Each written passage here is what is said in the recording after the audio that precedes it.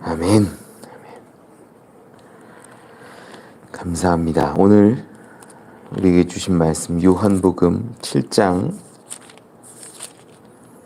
19절로 24절입니다.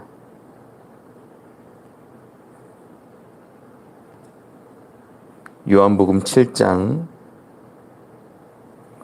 19절로 24절입니다. 우리 한 절씩 교독하지요. 모세가 너희에게 율법을 주지 아니하였느냐? 너희 중에 율법을 지키는 자가 없도다. 너희가 어찌하여 나를 죽이려 하느냐?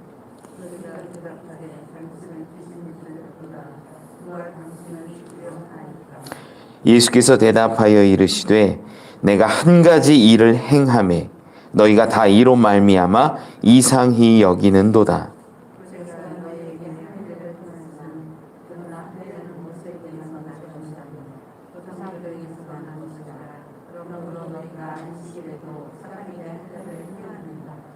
모세의 율법을 범하지 아니하려고 사람이 안식일에도 할례를 받는 일이 있거든 내가 안식일에 사람의 전신을 건전하게 한 것으로 너희가 내게 노여워하느냐?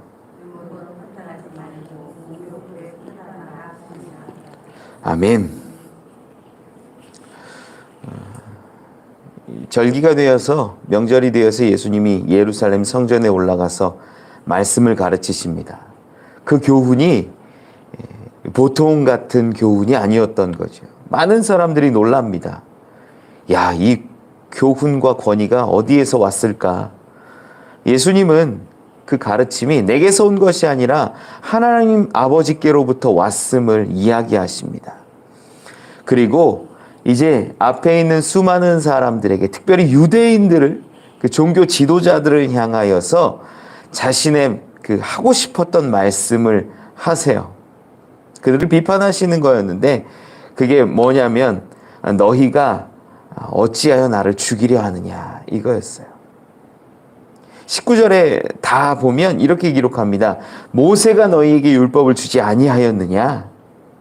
너희 중에 율법을 지키는 자가 없도다.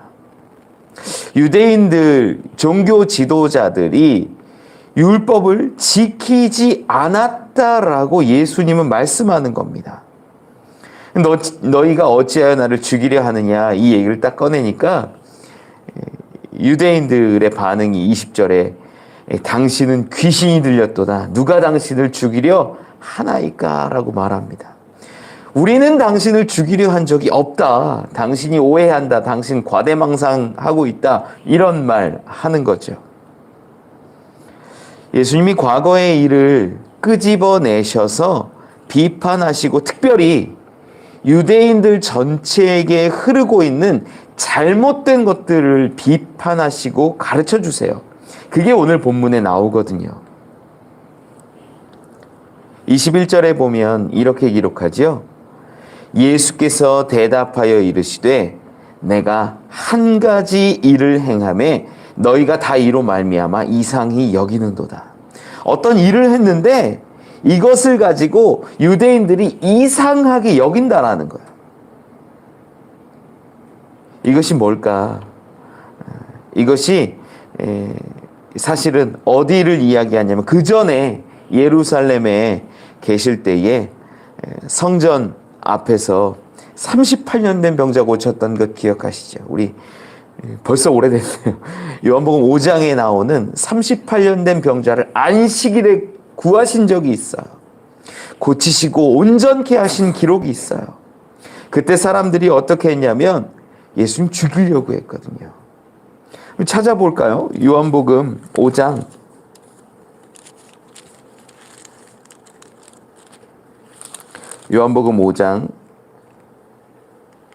16절 보죠.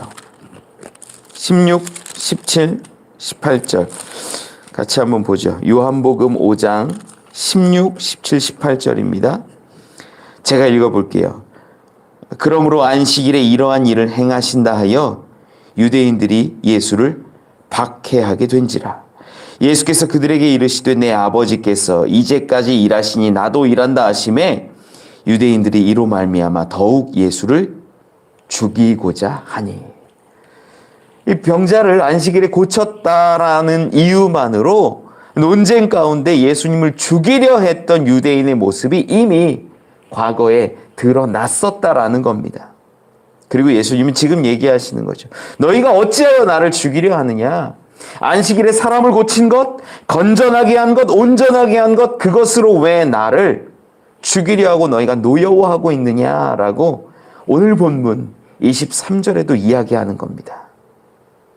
모세의 율법을 범하지 아니하려고 사람이 안식일에도 할례를 받는 일이 있거든 내가 안식일에 사람의 전신을 건전하게 한 것으로 너희가 내게 노여워하느냐.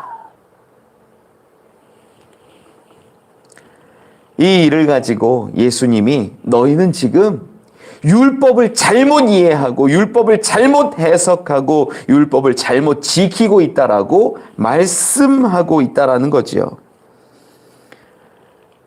많은 사람들이 이 당시에 율법을 어떻게 지켰냐면요. 율법이라는 거 오늘 본문에도 기록하지만 이 모세의 할례를 들어서 예수님이 가르치세요. 할례라는 것은 보통 이제 난지 8일 만에 이제 행하는 겁니다. 8일째 되는 날 할례를 해야 되는데 아이가 태어날 때 날짜를 정해서 태어나는 게 아니잖아요. 태어나면 8일째 되는 날이 안식일일 수 있다라는 거죠. 이런 날 어떻게 해야 되냐? 문제가 되는 거예요. 야, 할례를 해야 되냐 말아야 되냐? 그러다가 언젠가 이제 그들끼리 이야기를 했을 거 아닌가요? 할례는 해도 돼. 이건 거룩한 거야. 아이를 거룩하게 하는 거야. 할례는 해도 돼. 야, 이건 하지 마. 이건 해도 되고 이건 하지 마. 하나님이 우리에게 주신 것이 율법이고 십계명에 처음에는 십계명을 주셨어요. 그게 모세의 때에 와서 점점점 이렇게 세분화됩니다. 여러분 성경을 보는 방법에 대해서 제가 성경의 수많은 기록들을 압축한 게 제가 십계명이라고 몇 번 말씀드리죠. 하나님 그리고 그 십계명을 또 압축한 것이 하나님을 사랑하라 이웃을 사랑하라 두 가지예요. 그걸 또 하나로 말하면 그냥 사랑하라예요. 풀어내면 사랑하라는 하나님 사랑과 이웃 사랑으로 가고 하나님 사랑과 이웃 사랑은 십계명으로 가고 십계명은 613개의 그 수많은 율법으로 드러난다라는 거예요. 지켜라, 행하라, 행하지 마라, 멀리하라. 이런 수많은 율법들이 기록되어 있죠. 그런데 예수님 시대에 이르러서는 그 율법들이 더 많아지는 거예요. 세분화되는 거예요. 이 안식일에는 몇 걸음까지는 걷는 게 괜찮은데 몇 걸음 이상부터는 일한 거야. 어느 정도 되는 건 괜찮은데 어느 것 이상 들면 그건 일한 거야. 이 안식일에 병 고침받은 38년 된 그 병자가 문제 삼았던 것도 유대인들이 문제 삼은 것도 침상을 들고 걸어가는 것 때문에 그런 거예요. 그러니까 안식일에 지키는 것, 지켜야 할 것, 행할 것, 행하지 말아야 할 것들이 점점 세분화되면서 율법의 가지수가 많아지는 겁니다. 이렇게 하면 지키는 거고 이렇게 하면 지키지 않는 거고. 율법은요 하나님의 사랑이지 그것을 점점 만들어내가지고 구분하면서 정죄하고 사람들을 어렵게 하는 게 결코 아니라는 거죠. 유대인들은 종교 지도자들은 율법을 점점점 하나님의 사랑은 잃어가고 자기들이 정죄할 수 있는 판단할 수 있는 방법들로 만들어갔습니다. 갖고 있는 율법적 지식이 율법의 의미, 율법이 담아내고 있는 사랑보다 유대인들에게는 더 컸다라는 것이지요. 율법을 지키는 것을 사랑하지 저들이 율법을 통해서 하나님의 마음을 깨닫고 하나님의 사랑을 바라보고 하나님의 사랑대로 행하려 하는 그 마음들을 잃어버렸다라는 겁니다. 오늘 본문 말씀 가운데 예수님이 이 유대인들, 특별히 종교 지도자들을 향해서 어떤 마음을 갖고 있었는지 마태복음 32장 2절에는 이렇게 기록합니다.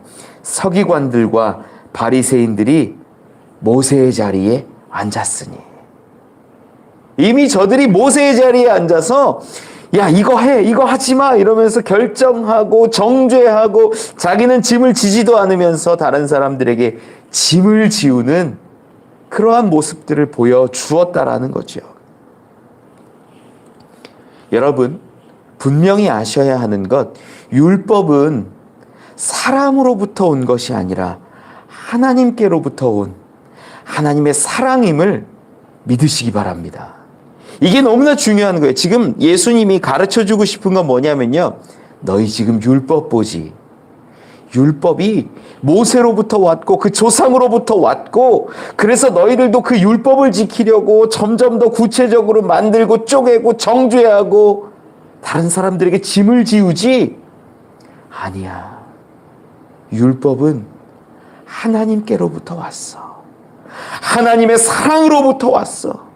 그것은 생명을 살리는 것이고 그것은 온전케 하는 것이야 라고 가르치고 있다라는 거예요. 이 율법을 통해서 지금 꽝 부딪히는 겁니다.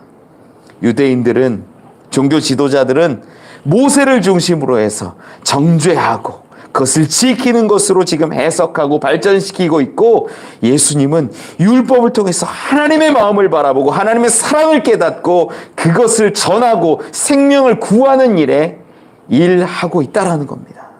이게 차이였어요. 저들이 놀랬던 것, 야, 이러한 교훈이 어디서부터 왔는가? 우리들은 어떤 스승으로부터, 어떤 랍비로부터 배우고 그것을 전해 나가는데 저자는 저 교훈이 어디서부터 왔는가? 예수님이 하나님께로부터 왔음을, 하나님께로부터 온 사랑임을 그 마음에 품고 이야기하며 가르치고 있었다라는 거죠. 말씀을 정리합니다. 율법보다, 외모보다 하나님의 마음이, 하나님의 중심이, 그 사랑이 더 중요하지 않겠습니까? 오늘 본문 마지막 말씀에 예수님이 말씀합니다. 외모로 판단하지 말고 공의롭게 판단하라 하시니라. 하나님의 마음을 알아가고 하나님의 사랑을, 그 중심을 볼 수 있다면 율법이 더 아름답게 우리 가운데 전해졌을 터인데, 많은 사람들은 율법을 해석하고 지키는 것에만 급급했습니다. 모세의 자리에 앉아 모세처럼 행하고 다른 사람들을 어렵게 하는 일을 했습니다. 여러분, 율법주의, 그것을 넘어서십시오.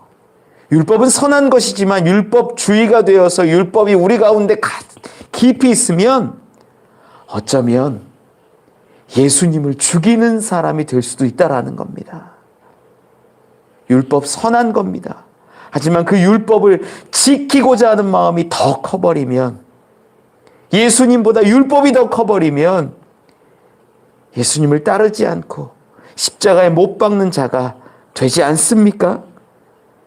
이제 우리 안에 하나님의 마음을 품고 그 사랑을 기억하며 신앙생활하고 율법을 따라갈 수 있는 자들이 되기를 원합니다. 마지막, 주님께서 우리에게 축복하실 것을 믿습니다. 우리 그러한 율법을 온전하게 바라볼 수 있는 저와 여러분, 이 시간, 이 자리 오늘 되기를 축원합니다. 기도하겠습니다. 하나님, 감사합니다. 우리 가운데 선하고 귀한 율법을 주셨는데 우리는 그 율법으로 서로를 정죄하고 판단하고 죽이고 싸울 때가 너무나 많았습니다. 주님처럼, 예수님처럼 사람을 살리는데 힘쓰는 우리 되게 하여 주옵소서. 하나님의 마음을, 하나님의 사랑을 깨닫기 원합니다. 우리 손에, 우리 발에 주의 사랑 주셔서 사람을 살리고 생명을 살리는 우리들 되게 하여 주옵소서. 그리하여 율법대로, 말씀대로, 하나님의 뜻대로 살아가는 우리 되게 하여 주옵소서. 감사합니다. 예수님 이름으로 기도합니다. 주기도문합니다. 하늘에 계신 우리 아버지여, 이름이 거룩히 여김을 받으시오며 나라가 임하옵시며 뜻이 하늘에서 이루어진 것 같이 땅에서도 이루어지이다. 오늘 우리에게 일용할 양식을 주시옵고 우리가 우리에게 죄 지은 자를 사하여 준 것 같이 우리 죄를 사하여 주시옵고 우리를 시험에 들게 하지 마시옵고 다만 악에서 구하시옵소서. 나라와 권세와 영광이 아버지께 영원히 있사옵나이다. 아멘.